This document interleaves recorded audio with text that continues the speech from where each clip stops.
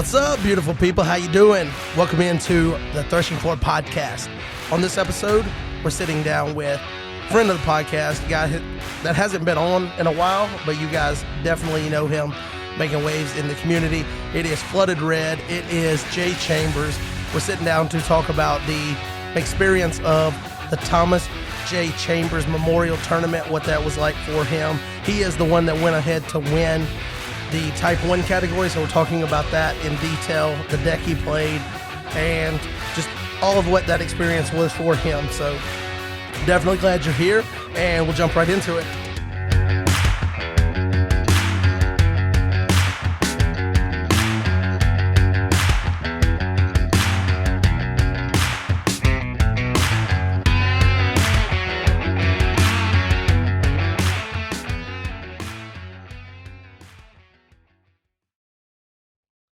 What's up, Redemption? How you doing? It's John Hendricks here. Just me. This episode has it's been a little while trying to get this episode done. We recorded a couple of weeks ago with Jay following the Thomas J. Memorial Tournament, and the hope was to go ahead and get this thing out pretty quickly, but we're doing this we're preparing for a new launch for a new service for our the people that we ship products for as a distributor at work. And so they've got a big launch, and they've needed us to get product out to the people that do the installs for that for them.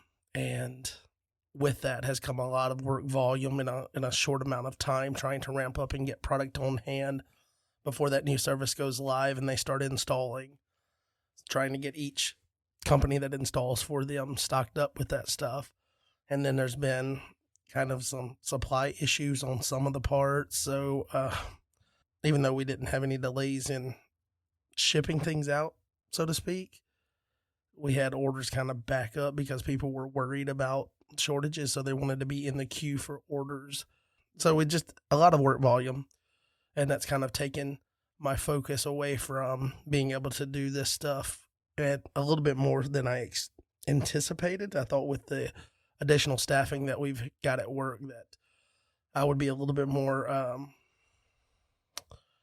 I guess, normal through this period. And I've had to work a lot of extra hours and things. And anyway, long story short, sorry for not getting the podcast out, but it's here, releasing this now on a Saturday. So the part that I recorded for like the recent news and things last time, I recorded that with Brad following recording the interview with Jay.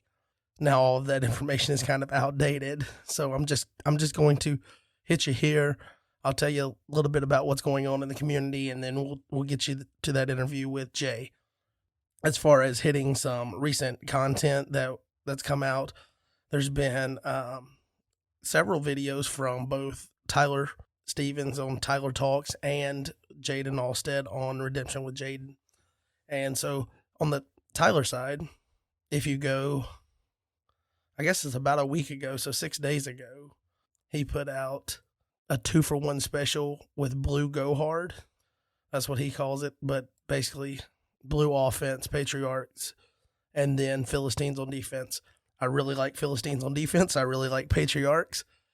So that is definitely a video that I watched, and it's a 2-for-1 because he's got one with the Philistine defense, and then he's got one where it's Demon Thieves, I believe it is. Definitely Demons, but I believe it's also with Thieves.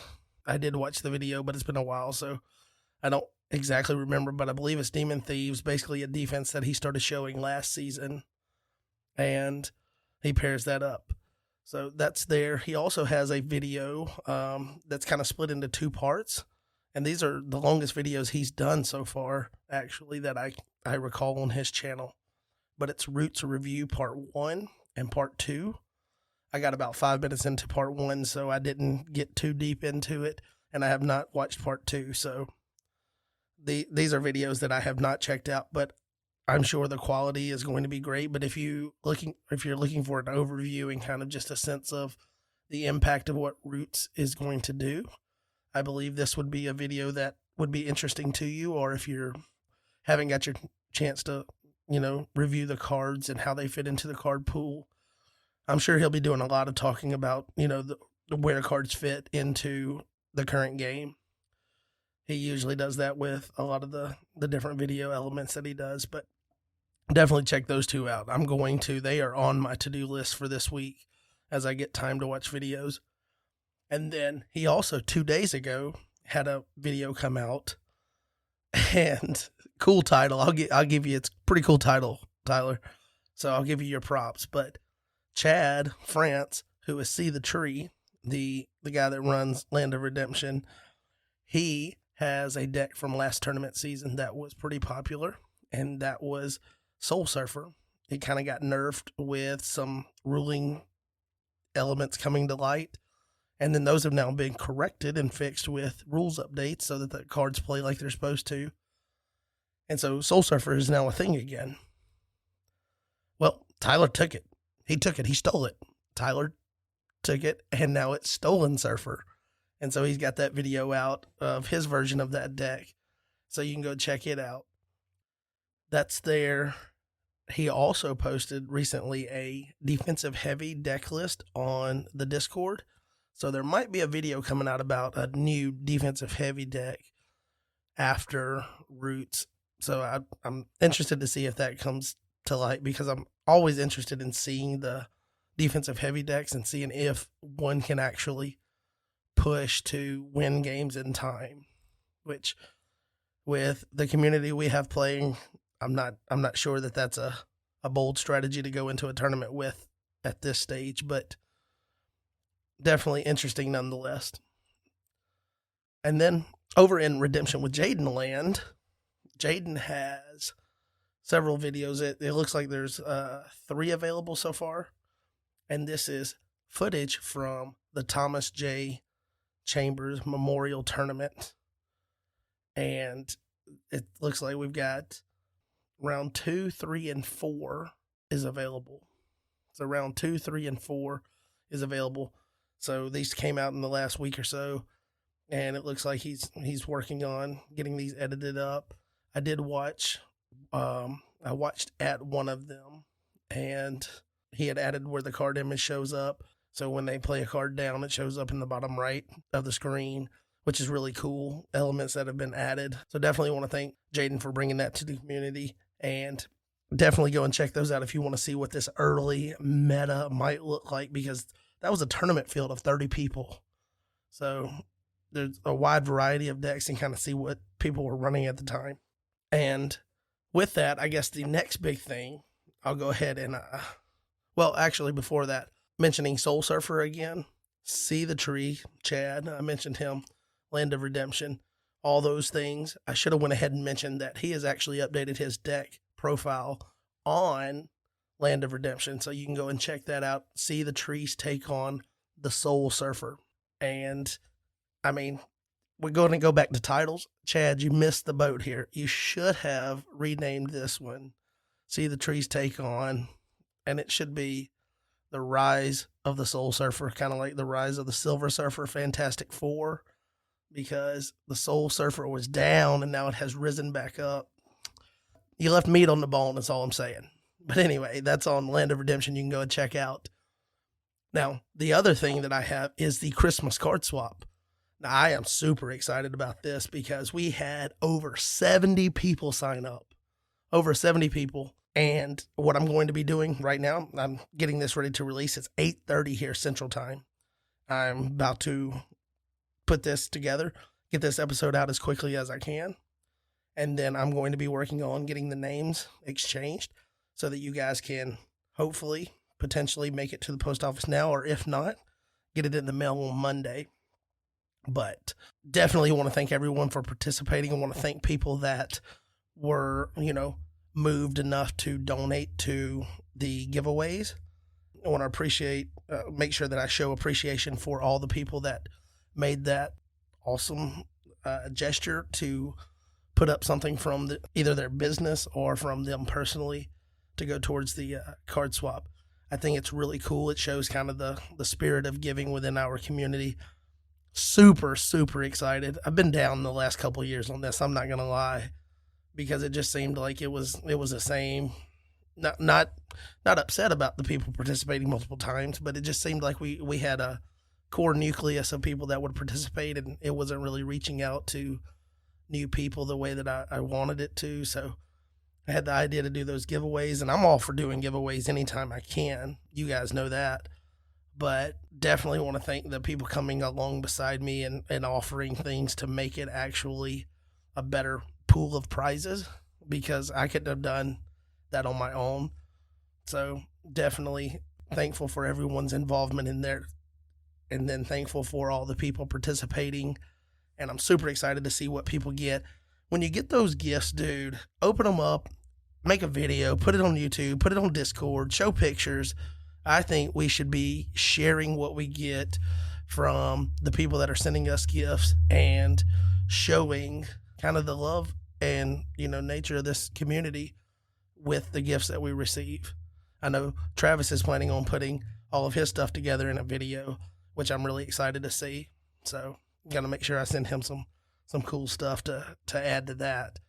But with that, I'm going to be getting the names out here shortly.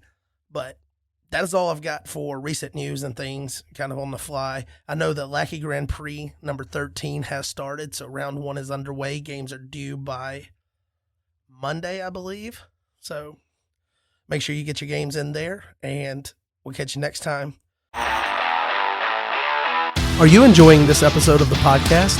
If so, please consider supporting our sponsors by visiting their webpage at covenantgames.com. There you will find a ton of family-oriented gaming products, including but not limited to the Redemption collectible card game. Add a Threshing Floor playmat to your cart today and represent your favorite podcast at your next tournament or casual meetup. All right, so we are here with the Type 1 champion of the first ever Thomas J. Memorial Tournament. What's up, Jay? How you doing? Not much. Doing good. It's been a while. It has been a while. Things are new around these parts. Yeah. I mean, we're recording a second episode this month, so that's new. That's pretty big.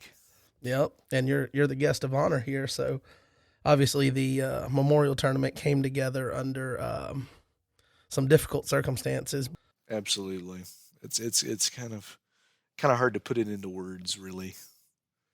But I will say that even in the loss of my son, it's been beautiful to see how God has been glorified just through the proclamation of the gospel of Christ and the salvation that he has to bring, just the reminder of the hope that we have in the resurrection of Jesus. I mean, all of those things have just been wonderful. Even in the sorrow and the pain and the suffering of loss, God has been glorified. And this tournament, I think, is even more of that. Yeah, definitely cool to see the community. And I feel like it felt like there was 20 or 30 people that was on and saying, hey, I wish I could make it. And I wasn't sure what the turnout was going to be after that. I thought it would still be a good turnout for a random day. Again, not the purpose of the tournament is random, but it's a random day in the off season, in the holiday season, people traveling, already dedicated to spending money for holiday season, to still pull 30 people in Type 1. That's pretty cool, because that doesn't count the couple people that were judging as well. So no, and it's definitely the biggest tournament I've ever won. I mean, I think we were fighting with the COVID nationals. So yeah, so I mean, and that's gotta feel special. So where do you rank? Do you rank it right at the top of wins for the significance of it? I would say absolutely. Like for me, I would say this is my favorite win. I mean, as I continue to be the guy who can win anything that's not named nationals. So we just got to change the name of nationals. There we go. Where do you think it ranks if you separate the significance of it, the personal significance of it, and just talk about like the gameplay? Because this was pretty early on in a meta that is yet to be defined. With you have Israel's Rebellion jumping into the card pool, people trying to figure that out, but now Roots is in there, and it's kind of just a wide open thing that you dominated, right? I mean, you were undefeated. I was. I went 6-0. I beat Jaden and Brian Jones and John Early. That So that's a bag right there. that was a bag, and then my other three games were like we had a Michigan local player round one, Robert Kerr, and then I played Roman Signorello out of Brian's play group. Oh, you put him I on think that's tilt, sort of didn't his. you? He He gets he did tilted easily. he did remarkably well. If he hadn't misplayed the resurrection, he would have beat me. Like it Uh, was a 5-4 game. We played a yeah. great game of redemption. And then I also played another one of his players, Ewan Wong Oh, or Ewan Wang or Ewan Ewan. has insane luck. Like whatever opening hand he gets is always great when I play him. Well, I played him and he had this just mountain of defense and I'm sitting here thinking like am I going to beat this kid? Like and I mean so like those two like I played them back to back and I'm like, "Man, Brian's kid's up here at the top." And I'm like, "Where's Jeremy and Jaden?" Yeah. There's definitely something to be said for how much those guys play. And even if they're constantly, they feel like just getting beat by Mr. Jones, as they call him, um, which Brian for the rest of us. But even if they're Booster Jones. Booster Seal Jones, anyway, like even if they're losing to him, they're getting so much better because they're dedicating time to playing, and there's no substitute for actually playing games. Me and Brad can attest to that. Absolutely. And another thing too, I just want to give a shout out to those guys because they cleaned my church top to bottom after the tournament. I let them stay Saturday night and I mean they were pulling benches out. I'm pretty sure this church hasn't gotten a cleaning this good in ages. And so I just want to give them a shout out because that was awesome. There's some really good kids in that group. Can't say enough about the character that they show when they show up. Very respectful. Absolutely. I mean, in times past, Oakdale and that Kentucky group had a reputation for having like rough, seedy kind of kids. But now, like they are producing young, godly men, and I'm all for it. And then they can also they can play redemption like nobody business. Yeah. You mentioned Roman. He's probably the one I've interacted with the most because he came to nationals this past year, and it's nice to like poke fun at him about misplays or something. You mentioned him misplaying the resurrection, but sometimes when you're sitting down and you're the guy like you're the older, I guess more veteran player, you're sitting there and you're like, man, I really hope he misplays because it seems like he's got me on the That ropes. absolutely, he had me on the ropes. Like he caught me under a resurrection revealer, and I'm just sitting here like, oh no, where's the laser? Where's the laser? So for people that were not, privileged to make the travel to the tournament, what do you think, just from like top to bottom, how the tournament went? How do you think the categories are going in this early part of the? It's hard to judge because other tournaments haven't been, as healthy in the field as this one has. But like sealed booster, you get to introduce packs with roots. You guys did the big roots booster draft. How did that go, and how do those categories feel? So I did not pay much attention to booster because I'll be honest, I was over there playing sealed, and like bemoaning the fact that early got me round one because I drafted the David deck and I had three Kings packs and I got a laser sword. So I'm over here with my Philistine hoser, just like, and I still lose. But just a preliminary. So one thing that's important is that we played Roots IR Booster as multiplayer because we had to get people out of there.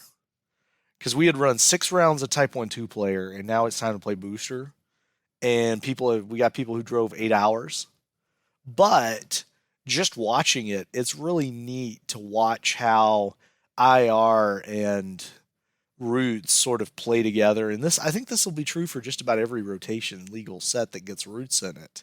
Like with the addition of Roots, you can literally just draft 6 of the same set and you have a fine booster draft. And that's an awesome thing because it gives you all these different little thematic supports. I mean, like Persians get stuff in Roots, um, Prophets get stuff in Roots, and I mean the set that got Roots next was Prophecies of Christ. So That's something I'm looking forward to.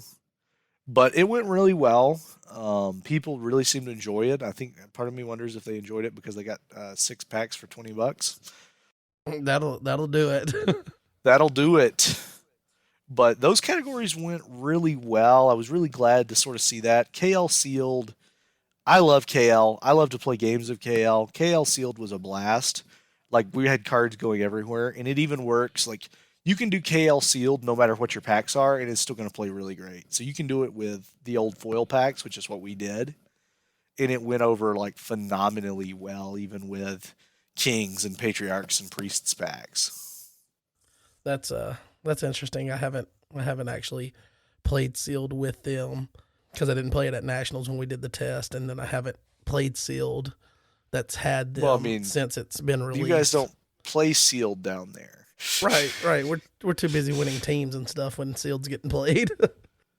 Yes, usually, if I remember correctly, the Alabama schedule is like Type Two, and it's like Booster or something Friday night, or Type Two, and then it's like Type One in the morning, and then it's like, or no, Sealed gets running in the South. Sealed is running as Type One at regionals, both for Southeast and for. Well, then again, Southeast was what, 4 people this year. Hey, don't hate on us. Keegan was there. He was just asleep. He wouldn't wake up. And Brad wasn't Hey, there. Where you at, Brad? See, this is why we gotta drag you out of the house more often, so we don't get people that move to Michigan. He couldn't build a play group, so he had to go and move to a play group. I didn't move to a play group. That's the weird part. But the people Like when were I got there. here, no, So you go up there and you build them. So you're just saying the fertile ground is up there. it absolutely was. So we had almost every player that has showed up to a redemption tournament, minus one, since I've been here. So I think we had in the field, we had 1, 2, 3, 4, 5. I mean, we had like, I think we had like 7, 10 people from Michigan in the tournament. So like, I mean, like we had the Middlecoffs, we had Ron and Chris Hill and Matt Sinclair and all those guys that are here in Michigan now. And so, and what's great is that we've got pockets of players all over the state. And I just realized we actually had a player or two who wasn't able to make it in Michigan. And we also, in this 30 people, we didn't have the Wisconsin group. So, I mean, this area is really fertile for redemption right now. Yeah. Like the whole Midwest.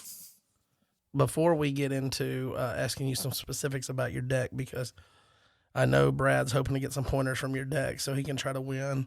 Let me put you on the spot here because I've heard a rumor, and I just need you to cut through any of the chatter and tell me truthfully. Is Michigan hosting nationals?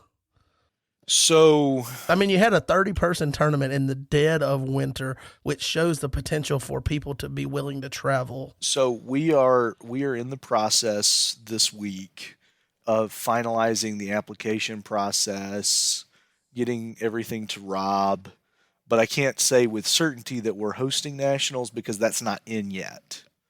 But the intention is to host nationals in Michigan the last week of July if Rob is okay with that at Ron Sias's church in Grand Rapids, Michigan. Technically, the official town name is Allendale, Michigan. Okay. But that is the intention. And so as long as Rob is okay with it, which we have a handshake agreement from Rob at Nationals, so we should be good to go for this year. Okay, so getting some information on the podcast. I like that. There was also word that Kansas might try to host. Kansas is on a handshake agreement with me to give Michigan priority. Okay, so So you've that's got where we're at handshakes right now. handling both sides of it. But now, if something falls through with Michigan, which as of right now, so Ron's church is a go from Ron's church, and so right now that's kind of where we're at. So the one catch, and I'll put this on the podcast, is that Ron's church does not allow overnight sleeping, but Ron and I are working on good strategic plans to mitigate that and make the tournament as cost affordable as humanly possible for people, because one thing that I have noticed in my many years of playing Redemption is that Redemption players do not like to spend money unless it is on Redemption cards. And so that's something that we will work very hard to do, is to mitigate the fact that there's not necessarily a free lodging option. So I know what right now, one thing we're looking at, in which it's a good thing that they can't sleep at the church, because the church does not have showers. Now you're So putting two and two together. That is a good thing. 3 days yes, of no because showers. well, I'm going to tell you, one day of no They can't showers. stay. One day of no showers at the Thomas J. Memorial Tournament, we were still getting some Hooba steak. So I am all aboard the let's not put 3 days of stinky gamers in a church. Yeah, I'm down with that. I think card gamers as a whole need to wear a little bit more deodorant, but they definitely don't need to be skipping showers at tournaments. That's a big one. More deodorant, wash all the body. From head to And toe. and maybe avoid garlic and onions for a day or two before a tournament. Brad's over here dying. So, Brad, what are the chances you're going to be able to look? Podcast is helping you out, bro. We're here. It's December. What's today? The 4th, and we're talking about end of July. That gives you 7 and most of December months to start working on it. What do you think the chances are you're going to be able to make it to Grand Rapids?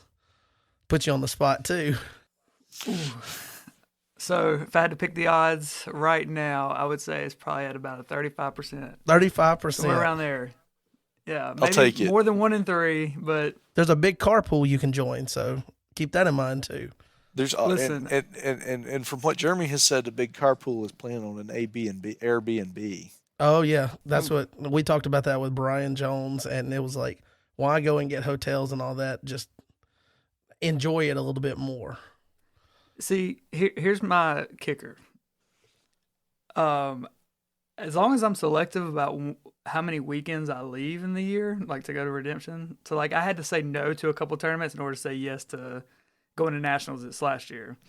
And it also depends on how many days I'm going to be gone, because the summers are like the busiest time in youth ministry. So I'm already going 10 days on a mission trip out of the country in June. I'm going a week out for camp. And there's some other times where I'll be kind of taken away. So it's possible. But if we're going to carpool, I may have to figure out, how many days y'all plan on staying. Yeah, that may help and hurt you at the same time, because you're not free to So leave so when you so there's want. always the option. There's always the option of you book the plane ticket back Friday night, and so you carpool up. You play booster in Type 1, and then some poor sap drops you off at Grand Rapids Airport and flies your butt back to Birmingham. Whoa. Hey, they recently made the Tuscaloosa airport a national airport.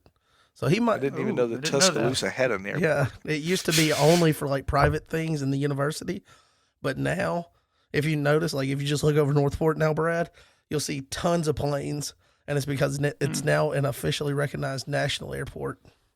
Listen, since I don't know how much there's they not fly anything into it, but now that we have a national airport, and now that nationals is not decided, I say whoever wins out of Michigan and Alabama in football, that's where we play nationals. are you willing to put in an application to host? That's No. So I will say that the Alabama Nationals train might be something to look into, especially since we're not sure that Chris Fashman ever gets another one or not. why are we not sure there? Well, what do you know Well, his that we dad's don't know? retiring. His dad's retiring. Did you not know that? Yeah, I knew that. So I mean that can affect. So when a new pastor comes into a church, that can affect some policies and stuff like that. And so there's sort of just this small like possibility that it might not be an option on the table in the future. I guess that is fair, not to But assume that's, that that we're may welcome. Be, and I mean that may have been privileged information, but knowing that, I mean, and two, I mean, just with Alabama, you guys having actually players, so I mean, it's an option. Yeah, I think what we lack in a lot of players. I feel like the quality's pretty decent here. So, and maybe eventually, we can get some kind of play group going locally At some at point. some point. Maybe. But anyway, so now that we've got some Nationals talk out of the way, and you guys that have come to the podcast, I did what I could to squeeze out as much information as possible. So we can run with that. That most likely it seems like Michigan may be the home for Nationals in late July, barring unforeseen setbacks. Correct. As we pivot over and we ask you about your deck that you played, how would you compare? First question. I mean, the peanut gallery wants me to do it. How much better is the deck you played than the flood deck you played last year? So at this time of the year last year, they were almost identical. So the difference is that I don't think that the deck that I played at this tournament can get hated out of the meta the same way the flood deck could. Yeah. I just wanted to put 'Cause you on the that's spot exactly- to talk bad about flood. Well, I mean, I will say this, that I will probably never play flood at a major redemption tournament again following the default targeting rule change. Yeah, that pretty well. Pretty well kills what it can do. Nail. Yes. Coffin. The nail in the coffin. There's like a neat little Flood Survivor Brown deck that I might play some fun games with, but I'm not going to play the major tournament. Yeah. It's been the butt end of the joke that Flood will never win Nationals, and now they finally stomped it in the ground far enough for the set aside rule to where it's absolutely never going to win. Jay's not even willing to try it. You are right. So, you guys have some weird version of Gandalf is in part of the name of this deck that I guess you and John kind of collaborated with. We each did. other We on it. collaborated. And he's got a few different changes. The first thing that you shared the list, and I looked at it, and the first thing that jumped off the page to me, and it kind of I realized that I'm going to have to do some real deal adjusting to what the meta is going to force us to be this season. Because it feels like early on it's kind of a counter heavy meta, like people are trying to do lockdown strategies. But you had 7 heroes. 7, dude. How are you out here playing 7 heroes? Walk me through it. All right, so Josh Potratz, or Potrats, or however you say this man's name. Potrats. You know, I asked him one time, he told me, you should just ask him too. It's Potrats. I have asked him. I talked to him on the phone today. Did you call him Potrats? But I never can remember how to say his name. Sean in Tennessee. I say his last name wrong every time. I've known the man 6 years. Severs. See, I say that wrong every freaking time. So, Josh says that a deck needs to have 11 ways to a hero. It doesn't matter how many physical heroes the deck plays, it must have 11 ways to a hero. Typically, that would mean Josh would play a deck with 9 heroes. If you'll go back and you'll look at all of his major decks, they have almost precisely 9 heroes.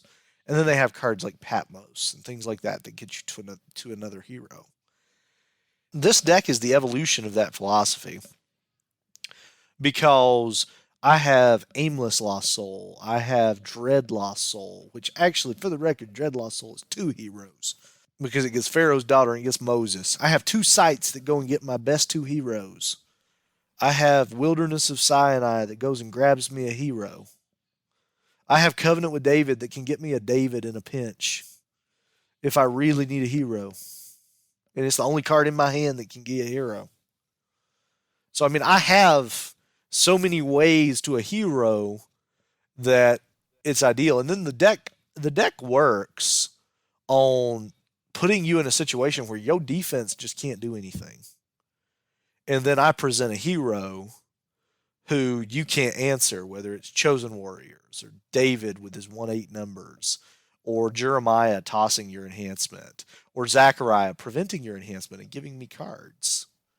And so, and then my hero each of my heroes gets himself some resources, or is Jeremiah.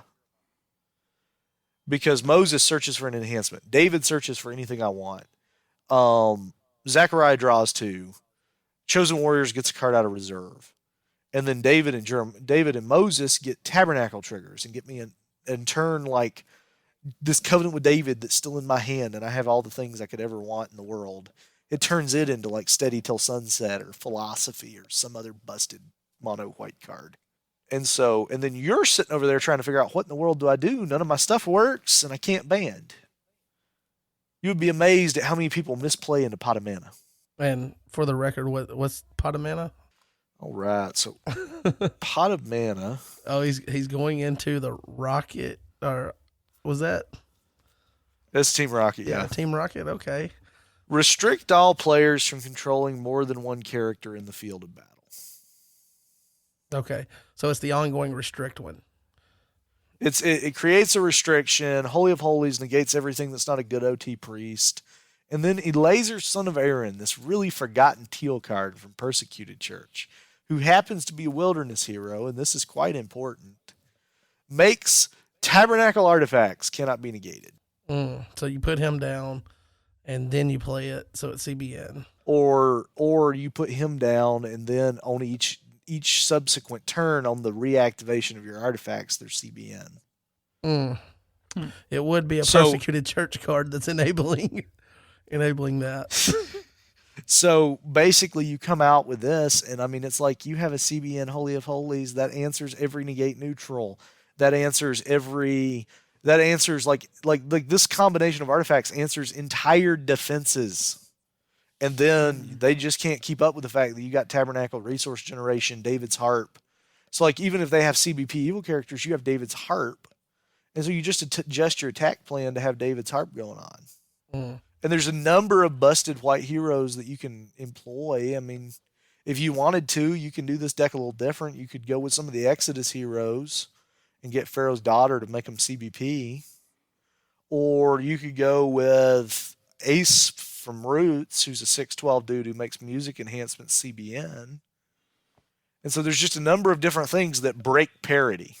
And so like what all you're trying to do is you're trying to set up these symmetrical lock cards and then break parity. Okay, let me ask you this. Across your games, I'm sure you saw a variety of different decks across 6 rounds. Do you feel like this deck at this early stage of whatever this meta is going to become, because it's gonna evolve as people start building more and more decks and things, it's gonna change and become more defined as people share deck lists and things, especially with Roots now being on Lackey and people being more easily able to build decks and things? I benefited from being able to build decks and play games without using Lackey. Yeah. But do you think this is one of those decks that adapts with those changes and is relevant come time for Nationals? So I think that the fundamental strategy of this deck doesn't really adapt. It's kind of just what it is. And I think that it will probably retain relevancy because of how hard to interact with it is. Because, I mean, like, for one thing, I mean, we played Glory of the Lord. I just won a 30-person tournament with Glory of the Lord in the deck. So that's fun though compared to what we've had the last couple of years. Yes, and it is a hard rock to GOC Scissors because so much of the Matthew deck is vulnerable to Holy of Holies. Like, it just doesn't handle Holy of Holies. So I played 4 GOC decks, and I won all of the games with the Holy of Holies and Pot of Mana. Because like if you're Nick Marshall's deck from last Nationals, and I go first, I mean, it did help that I won 5 out of my 6 die rolls. But if you go first and you get Pot of Mana, Holy of Holies, CBN turn 1, which happens a lot, then it happens a lot. Give us a percentage. 25% of the time, 30%. I played 6 games at Nationals, and I had both set up turn 1, maybe 3 out of 6 games. And if you don't have both, you have 1. You always have 1. Okay. I've never whiffed setting up one of the 2. And in a world where everybody's draw is character battle based, Holy of Holies is disgusting. Pot of Mana is disgusting. Because the way that decks are card advantaging is they're playing Resurrection and banding in Joanna the Generous, John the Apocalyptist, all these things and getting a D2. And Pot of Mana says, no, you will play Redemption the old-fashioned way. The old-fashioned way, a different way. You will not play Redemption Soup. You will play Redemption. Nice. Okay. As much as you're talking about this hard lockdown strategy that is counter to everything that I like to play currently, I'm still really excited to hear you talk about how effective it was, because we've wanted that for several years, is to be able to play counter to the super aggressive style of just, I'm going to rush out to a big advantage on drawing and searching. I'm going to have half my deck going through turn one, and then I'm going to slap down a counter. And you're just like, I'll play a slower pace game, and I'm just going to lock you out. That feels good that is an option in the game. It is. I'm super glad that we have symmetrical counters that you can then try to break the parity on again, because I feel like the game suffered for not having cards like Covenant with Death, not having cards like Nazareth, the Sight, Hezekiah's Signet Ring, even though that one's actually not. That one actually is just not parity. That one's just your opponent just can't do anything. Yeah. But I feel like we suffered not having these cards, and so I feel like the printing of Holy of Holies and Nazareth and all this stuff is really good for the game. How much did you see Nazareth played in the tournament field? I did not play against a Nazareth deck on Saturday. I played a Nazareth deck on Friday. Like, I played it because we had two locals Friday night. Right. Brian Jones won one and I won one. But Jeremy played Nazareth. And his deck was really interesting, and he went 3-3. And Joe from Minnesota played Nazareth, and he did top 10. And then there was like a couple other Nazareths, like Caden LaFountain played it in his deck, and he was top 10 as well. That's such a him card. It is a him card. Yeah. Okay. Well, let me ask you, as you played that, you got 6 rounds in against quality competition. You said you beat Brian, you beat John Early, you beat Jaden Alstead. I mean, that is a trophy case in a 30-man tournament field to come away with wins head to head against those guys. What did you see each other? Obviously, John Early was kind of playing a similar deck with a few different cards here or there, but what were the decks that you faced in the field? So round one, I played against some kind of empty tomb nativity kind of deal. I think it was nativity, maybe. I don't really know. It was. You didn't see much of it after you did the pot of mana. No. Round two, played Jaden. Jaden was on gold brown, and turn one, I went off. I got turn one, pot of mana, Holy of Holies, and I mayhemed. So, Golly, man. Mayhemed him into nothingness. And I think I had Glory of the Lord. I don't think I had the CBN, but I had the whole lock, and it was protected from whatever you did to it. And so he just didn't recover. I mean, I just sort of waltzed in for the game. He would block, like he blocked one of my attacks with King Jehu, and I played my battle winner, and Jehu died, and then like that just was the story of the game. Like Jaden knew that like one thing I like about Jaden is Jaden recognizes the value of blocking to make me play a card so that he might be able to win a battle later down the road. But it just didn't matter that game. Like nothing about it mattered that game. Man. That was definitely the biggest thump game, unfortunately, that I had of the tournament, other than round one. Well, what was the final score in that one? 5-2, 5-3, somewhere in there. Okay. Is that this is the correct spreadsheet? This is not the correct spreadsheet. I will review the spreadsheet real quick because I don't remember the score. Okay, there we are. All right, I won 5-3. 5-3. So he got one soul off of Amazing Faith, Angel of the Lord, and then Sun God Second Coming. So that's a rough way to get locked out. Turn one, man.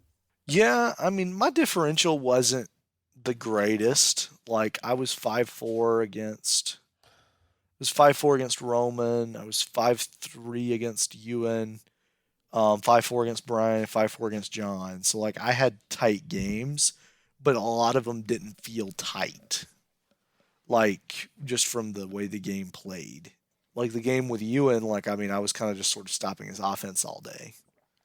I'm actually surprised that game finished in time. Like dude had the like huge defense.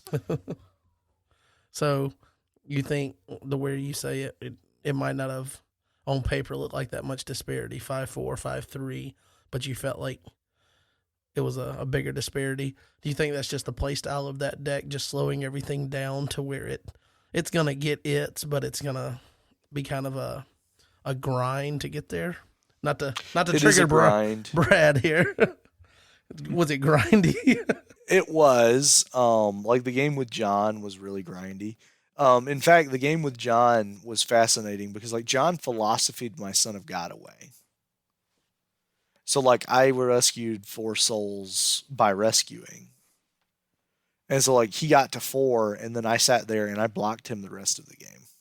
And so like there were different little things. Like I'm like, I think I want to go second so that I have more cards.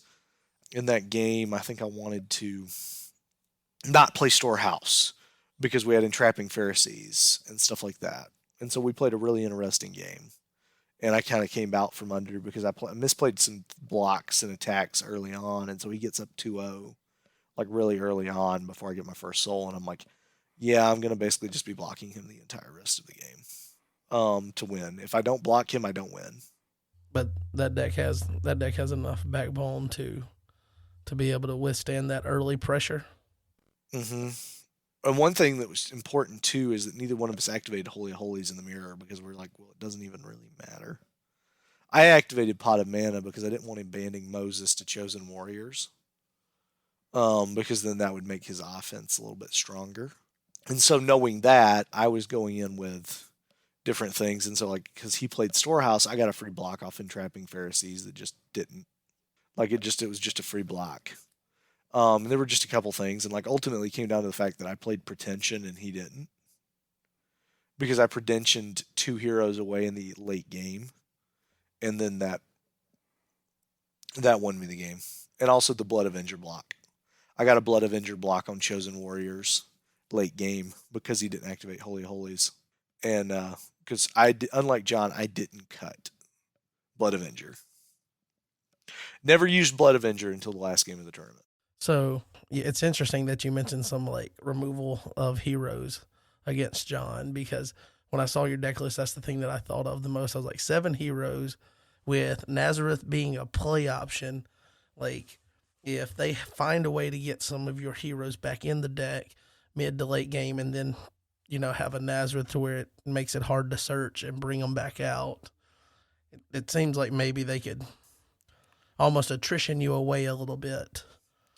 They could, but they have to beat me or they have to actually beat me in battle to do that. And they're not. And I'm set up to beat you 1-on-1 in battle, and you're not. Like that was what was going on all through the tournament, is that people's defenses weren't set up to beat you 1-on-1, and so I'm over here swinging Chosen Warriors and saying, "Try me, bro." Fair enough. Well, we'll get ready to wrap up this conversation. I know you're showing signs of being tired here. Don't want to keep you up. I'm doing my best, man. Yeah, that's fair. Appreciate it's you. It's not my usual level of energy between the allergies that just onset after the tournament, and just the fact that I've been going now for like 4 straight days. Yeah. So again, obviously this tournament didn't happen under the best of circumstances, and I know that you've probably for the last several weeks been emotionally high, emotionally low, and somewhere in between, just kind of on a roller coaster. But getting to have a tournament to where the community that you've been a part of for so many years, and getting to have those people rally around you, show up. I wouldn't say that, I wouldn't assume that it gave you any type of closure about the situation, because I don't know that that's anything you'll ever get, but correct. It's got to feel good to know that the community has your back and all of that, and just having that support system show up for you. Absolutely. I've always said Redemption's community is the best in the world. And this shows it. And really a month, it all started a month prior. We had a funeral for Thomas because he was stillborn, and so we actually had physical remains, and so it wasn't a standard miscarriage. It was more of a stillbirth.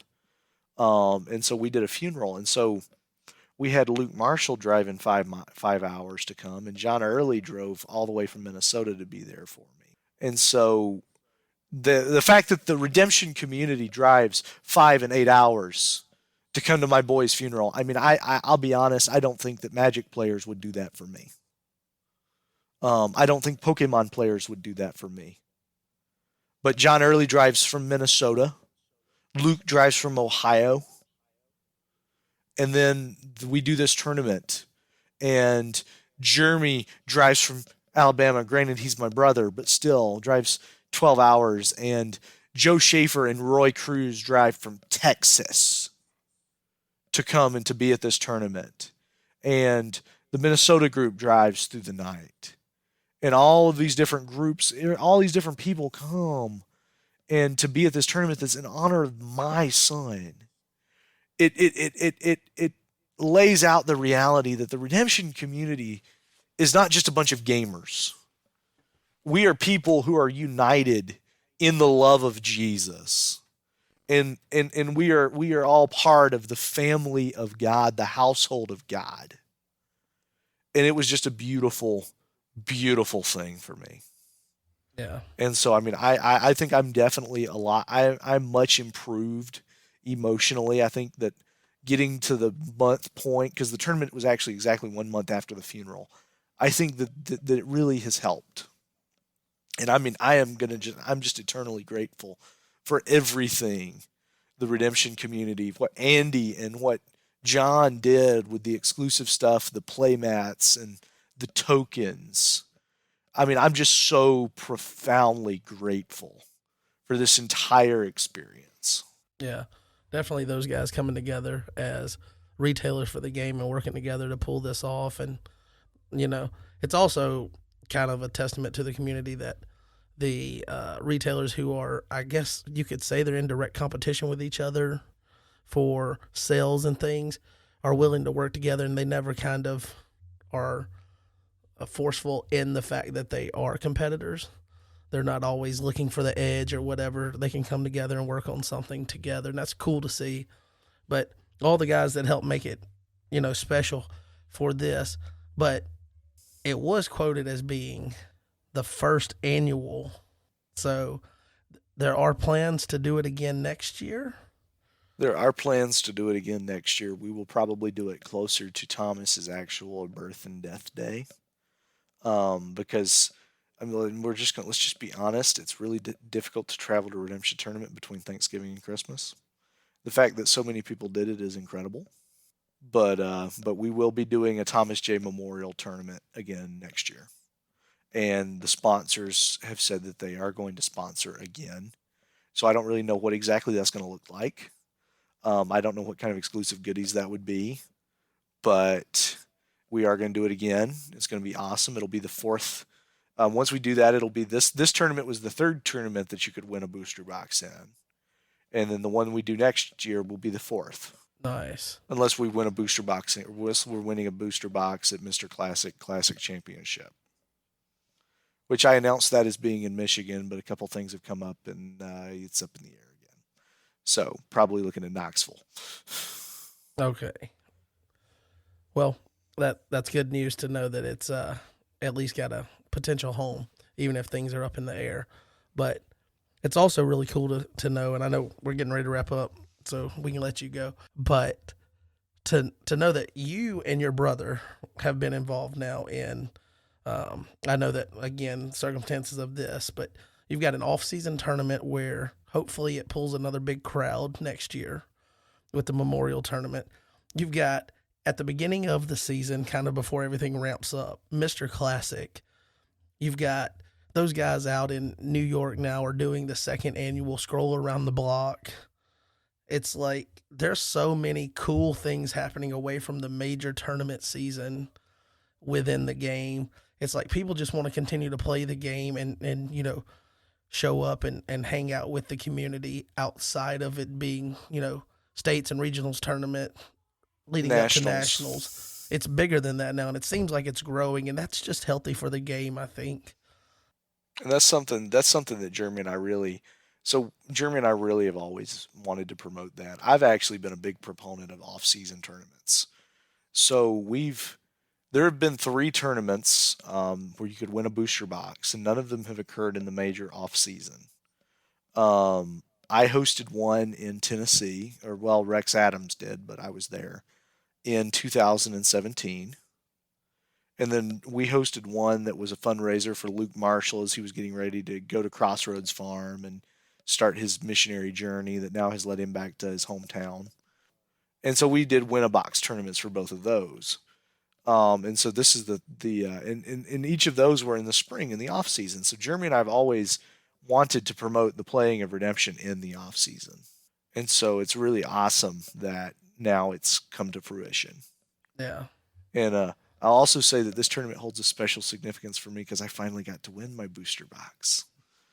So those 2 prior tournaments, I got second in Type 1 at both of them. At least you have a good percentage in the top 3 of those. But now you have a booster box, so. Yeah, 100%. Got my booster box. Yeah. One thing that I would love to see, and I don't know if there's enough traction from the community to do it, but I would love to see us expand the tournament season into fall so that there's not just so much of a dead period. I know a lot of people claim that Redemption players get burned out, but I don't think that's the case. I think we've shown with the events that we're excited to play when there's an opportunity to play, but we want it to be meaningful.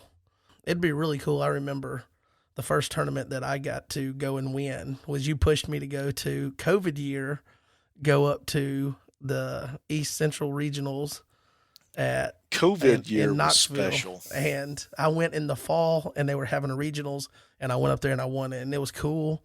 It was fun. But how cool would it be to have a fall state tournament for each state and just add an extra state tournament? You can only get credit for one, so whatever you finish, it gives people more chances at the R and RS points, but it gives another opportunity on the calendar for more local groups to come together, for state tournaments. Or just in general, you host state tournaments in that dead period, and then you host regional tournaments in the spring and summer. And they're stretched out so that you don't ever have overlapping regionals. That's another way to do it.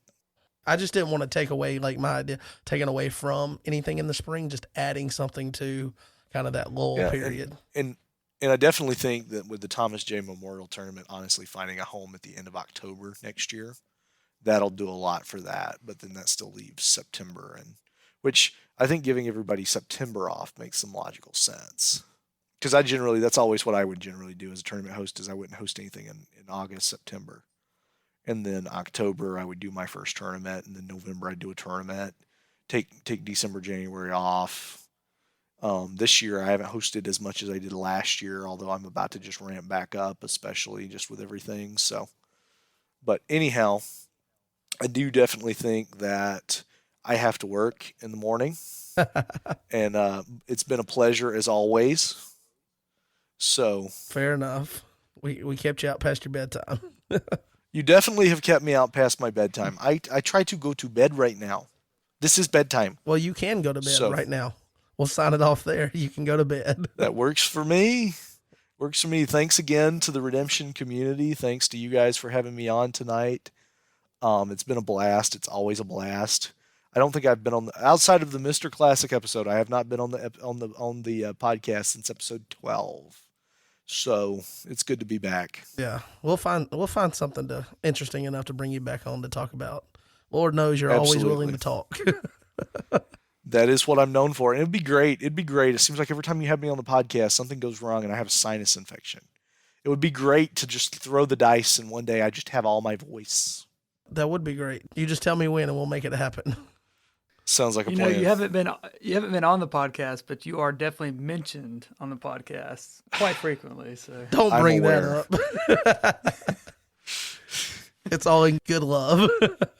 My shadow looms large. It does loom large. And the fact that I'm very easy to make fun of. That is an endearing quality you have.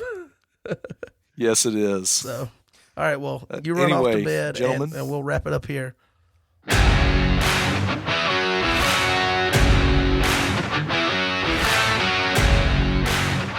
right, guys, that's going to do it for this episode of the Threshing Floor Podcast. I want to thank you for sticking around to listen to the end here. I want to thank you all for participating in the Christmas card swap. Got up to over 70 participants. Kind of weird that the episode is releasing on this Saturday, but that's what life has done for me as we've got this new project at work ramping up, getting ready for a launch date. So we've been shipping orders like crazy, and I've been kind of bogged down with that.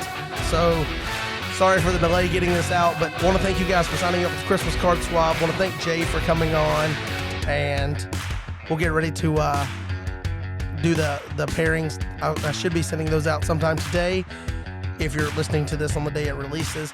And then there should be a Threshing Floor Live coming up where we do the giveaways for the card swap. So thank you for participating if you have done that.